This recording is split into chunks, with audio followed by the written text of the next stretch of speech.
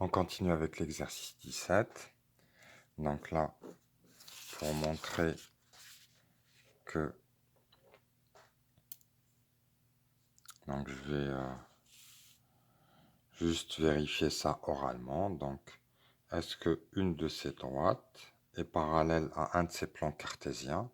Eh bien, pour cela, il faut prendre ce vecteur et faire le produit scalaire. Donc, si ce vecteur directeur de la droite est orthogonal au vecteur normal, alors cette droite est parallèle au plan. D'accord? Donc, moins 1 fois 3, 1 fois moins 4. Donc, 3 plus 4 plus 2, ce n'est pas nul. Ça ne fonctionne pas. Là, 1, 1. Donc là, on aura 1, moins 2, c'est nul. Donc, cette droite-là est parallèle à ce plan-là. Si vous faites le produit scalaire entre ce vecteur et ce vecteur, vous trouvez 0. D'accord? Moins 1 fois moins 1, plus 1 fois 1, plus moins 1 fois 2. Ça donne 1 plus 1 moins 2, égale à 0. Donc ce vecteur est orthogonal à celui-là.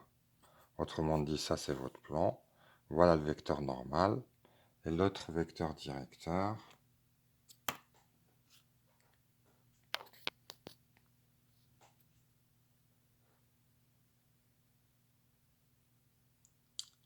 donc le vecteur directeur qui est là, est orthogonal au crayon, qui est orthogonal au plan. Donc la droite qui est là va être parallèle au plan. Voilà, donc juste cette illustration. Et pour les autres, donc est-ce que cette droite, donc après il faut tester les autres, hein, on ne va pas le faire, ça c'est à vous de vous entraîner dessus. Là vous avez juste la méthode. Donc où il faut juste calculer des produits scalaires.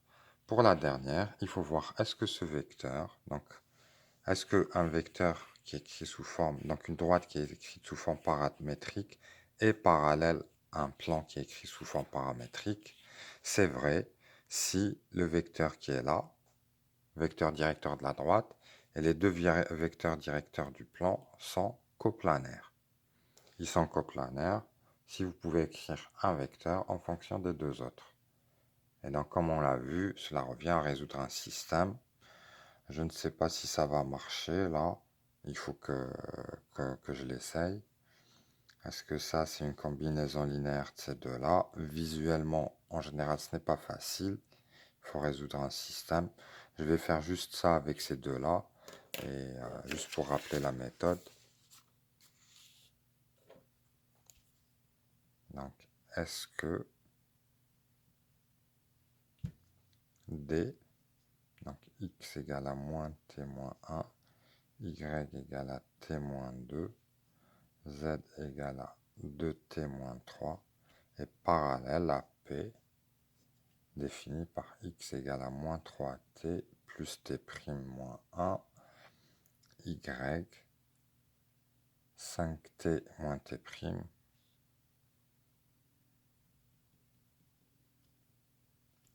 et z égale à 2t plus 3t'. Il manque un nombre, je crois, plus 3. Ici, t dans R, là, t' dans R. En principe, pour être plus rigoureux, là, le paramètre qui est là est différent de ces deux paramètres. Donc, on va mettre un S. Mais bon, ça ne change rien par rapport à... Est-ce que D est parallèle à P? Donc ça, c'est vrai. Si et seulement si le vecteur directeur de cette droite, donc moins 1, 1, 2, est égal à A fois, premier vecteur directeur, moins 3, 5, 2, plus B par le deuxième vecteur, 1, moins 1, 3. A dans R, B dans R. D'accord? Autrement dit, ce vecteur directeur avec les deux autres vecteurs sont coplanaires. Donc cela revient à résoudre le système suivant. Moins 1 égale moins 3a plus b. 1 égale 5a moins b. Et 2 égale 2a plus 3b. Bon, on va utiliser une équation pour éliminer les inconnus des autres. Donc là, clairement, on va utiliser la première pour enlever b ici et b là. Donc ça, c'est là l'équation 1, la 2, la 3. Donc la première, on la conserve. La deuxième, on lui rajoute la première. La troisième, on lui rajoute, ou plutôt on lui soustrait 3 fois la première. 3 fois. Donc moins 1 égale à moins 3a plus b. Donc la deuxième, on va pouvoir calculer a. La troisième aussi. Il faudrait que ce soit la même valeur. Si c'est la même valeur, eh bien on pourra calculer b. Si ce sont deux valeurs différentes, eh bien cette équation-là n'est pas résolue, ou plutôt ce système, et donc les vecteurs ne sont pas coplanaires. Donc ici, on fait 2, on rajoute la 1, donc moins 1 plus 1, 0.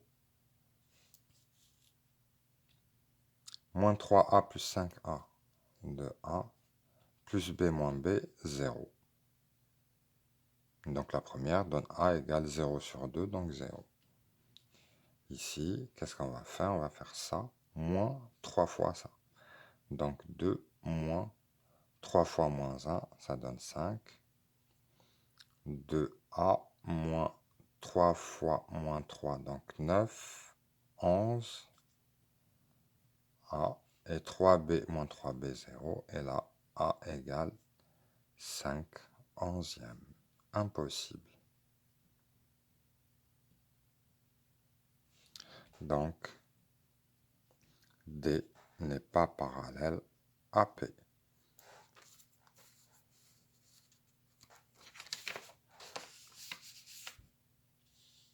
Donc, cette droite-là n'est pas parallèle à ce plan.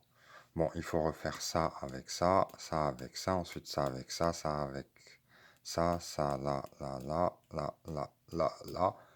Bien sûr, c'est un exercice d'entraînement. Donc, vous répétez au moins 2-3 fois pour bien comprendre la méthode. Et voilà. D'accord, donc l'entraînement, vous le faites jusqu'à ce que vous vous sentez prêt. Cinquièmement, donc question 5. Déterminer le centre et le rayon des sphères dans les équations sans ci-dessous. Donc là, je vais faire une, deux, peut-être 3. Tout dépend du temps. Donc, il faut écrire l'équation sous la forme x moins a plus au carré plus y moins b au carré plus z moins c au carré égale à r carré. Et ça donnera une sphère de centre oméga de coordonnées a, b, c et de rayon r. Donc, la première équation, c'est x au carré plus y carré plus z carré moins 25. Celle-là, elle est toute simple. Ça donne x moins 0 au carré plus y moins 0 au carré plus z moins 0 au carré égale à 25, donc 5 au carré. Donc ici, c'est la sphère de centre O, de coordonnées 0, 0, 0, et de rayon 5. Pour la suite, on va utiliser l'identité remarquable suivante, a carré plus 2ab plus b carré égale à a plus b carré. Et en fait, on ne va pas l'utiliser sous cette forme, mais sous une forme dite début d'identité remarquable. A carré plus 2ab est égal à a plus b carré moins b carré. Donc, dans l'équation, on va chercher cette expression et on la remplace par ça. Et si ici il y a un moins, eh bien là, on aura un moins.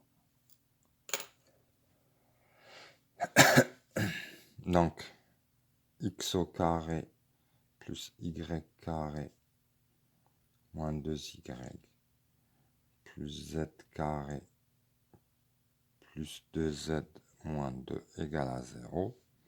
Donc là, le x carré, eh bien, il n'y a pas d'autre x, donc là, c'est fini.